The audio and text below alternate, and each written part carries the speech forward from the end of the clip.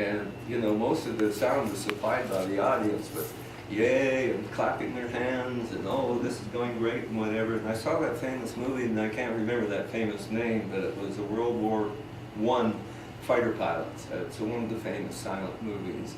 But that was one of our very rare treats. And in a small town like that, Saturday night, everything was open till 11 o'clock at night. It was open every night of the week anyway, but we would go park on the main street and sit in the car. We knew everybody, and everybody would come by and say hello and greet you and this and that and the other.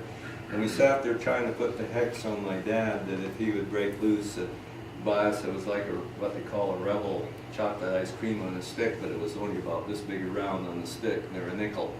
And occasionally he'd break loose and buy us one of those. Anyway, we moved out of that house that had the bed bugs and had to leave everything behind, burn all the bedding and everything else because you can't take them with you. And then we moved into a very small place, a real small place. And one thing I liked about that place was it had a tin roof on a lean-to kitchen. And I loved to hear the rain on that tin roof and on that lean-to kitchen. And it had a front porch, it screened in. And we'd spent a lot of time out there as children on that porch. But this time I was getting a little older, of course. That would be about 1932. And when I started school there, when I was on the farm, I would go with my brothers to the one-room, eighth grade school and listen in on what they were doing. And I started school at 5 years old in a multi-class in a school. There were 2 classes in the room. Now, I got to tell you something about those schools. When you look at school budgets and what you don't have, and we need this and we need that. The school never closed, no matter how cold the weather was or how deep the snow. There were no buses. There was no lunch. There was no plumbing. There was an outhouse. There was a barn for those who rode their horses into school to put their horses to keep them out of the cold. At the back of the room was a big old Quebec heater, the only heat. The building wasn't insulated.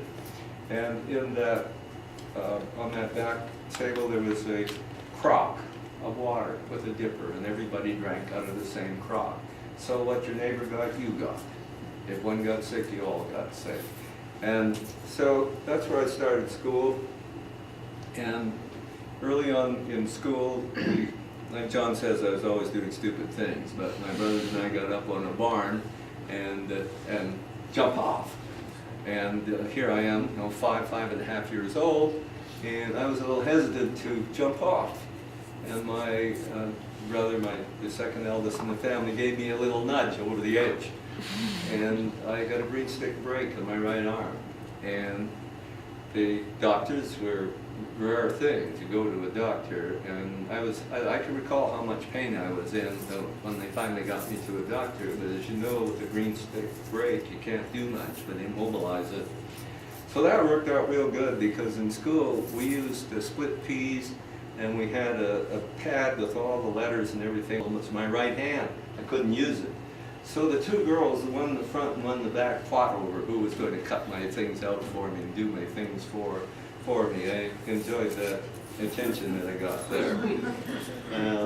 We moved out of that small house into a larger house right next to the local doctor, and went to a larger school. And this is something else that in schools you don't do today. We had assembly every morning. Had all the classes come down the stairs to the center hall. We sang God Save the King and O Canada, and then we went to classes. And those classes, I was in 2nd grade then, and I always had a hang-up about spelling ever since, because we had spelling bees in the 2nd grade, and I aced out on the word handkerchief. And believe it or not, ever since I had a tough time spelling after that, because I aced out on the word handkerchief. It was quite a school. You had to establish the pecking order when you got there, because every school has its local bullies. And with your newcomer to the school, you get picked on. But I admired my mother. She was going down the road one day, and some of the local bullies had a kid in the corner, as they do, picking on him. My mother waded right in and put the run on the whole works of it. She was only about that big, but she was a pretty fiery woman.